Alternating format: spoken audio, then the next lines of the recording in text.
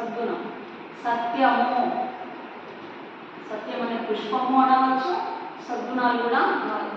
అను ఈ 8 పుష్పంలో ఆ భగవానుడికి చాలా ఇష్టం లేని 8 అహింస పుష్పము, ఇంద్రియ నిగ్రహ పుష్పము, సర్వభూతదయ పుష్పము, క్షమా పుష్పము, శాంతి పుష్పము, తపస్సు అనే పుష్పము, ధ్యానమ పుష్పము, సత్యం అనే ఈ 8 పుష్పాలతో మన లోపలనే భగవంతుని పూజించడము. అప్పుడు భగవంతుడికి మనము ఇష్టంగా ప్రీతి చాలా ఇష్టమైనది. ఇప్పుడు గణపతికి పాయసం చేస్తారు ఇష్టమని కదా. పండుగ రోజు ఏం చేస్తారు? గణపతికి చాలా ఇష్టం ఈ పాయసం.